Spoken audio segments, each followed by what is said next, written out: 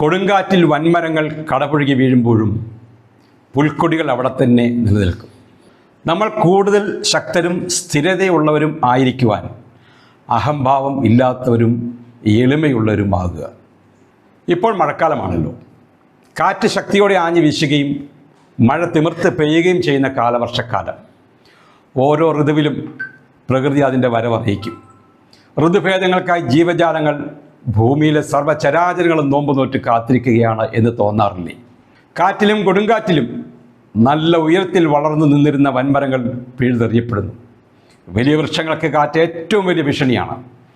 പച്ചിലകളാൽ സമൃദ്ധമായ വൻമരങ്ങൾ നിലം പറ്റി കിടക്കുന്നത് കാണുമ്പോൾ നമുക്ക് ദുഃഖം തോന്നാറില്ലേ? എന്നാൽ ഭൂമിയെ പച്ചപ്പട്ടുകൊണ്ട് പുതപ്പിക്കുന്ന പുൽനാമ്പുകൾ ആ കാറ്റത്തും കൊടുങ്കാറ്റിലും അങ്ങനെ തന്നെ അവിടെ ഉണ്ടാവും. ഇതുപോലെയാണ് മനുഷ്യജീവിതവും എന്ന് പറയാനാണ് ഇത്രയും ഇവിടെ സൂചിപ്പിച്ചത്. നമ്മുടെ ഇടയിലും വൻമരങ്ങൾ പോലെയുള്ള മനുഷ്യരും പുൽക്കൊടികൾ പോലെയുള്ള മനുഷ്യരുമുണ്ട്. ഏറ്റവും കൂടുതൽ ആക്രമണം നേരിടുന്നത് വൻമരങ്ങളെപ്പോലെ നിൽക്കുന്ന മനുഷ്യരാണ്. മനുഷ്യർ മറന്നു പോകുന്നൊരു കാര്യമുണ്ട്. നീ എത്ര ഉന്നതനാണോ അത്രമാത്രം വിനീതനാവുക എന്നത്. താൻ പോരുമയും ധിക്കാരവും അഹംഭാവമുള്ള മനുഷ്യൻ കാറ്റത്തെ വൻമരങ്ങളെപ്പോലെ നിലംപരിശാവും. അങ്ങനെ പിഴുതെറിയപ്പെട്ട എത്രയോ ഉദാഹരണങ്ങളാണ് നമ്മുടെ മുന്നിലുള്ളത്.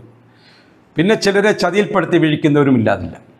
മറ്റുള്ളവരുടെ വളർച്ചയിൽ അസൂയാലുക്കളായവർ ഇവരുടെ വളർച്ച തടയുന്നതിന് എല്ലാ മ്ലേച്ഛകരമായ വിദ്യകളും പ്രയോഗിക്കും. എന്നാൽ എളിമയും അഹംഭാവവും ഇല്ലാത്ത മനുഷ്യർ പുൽക്കൊടി പോലെ യാതൊരു അപകടവും കൂടാതെ ജീവിച്ചു പോകുന്നുണ്ട്. എളിമയോടെ ജീവിച്ചാൽ ജീവിതം സന്തോഷകരമാകുന്നു, സമാധാനപൂർണ്ണമാകുന്നു.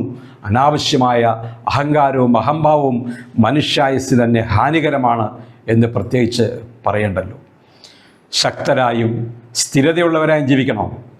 എങ്കിൽ അഹംഭാവം ഉപേക്ഷിക്കുക. ലളിതവും എളിമയും ഉള്ളവരായി ജീവിക്കുക. താണ നിലത്തല്ലേ നീരോടുകയുള്ളൂ. ശുഭദിനം.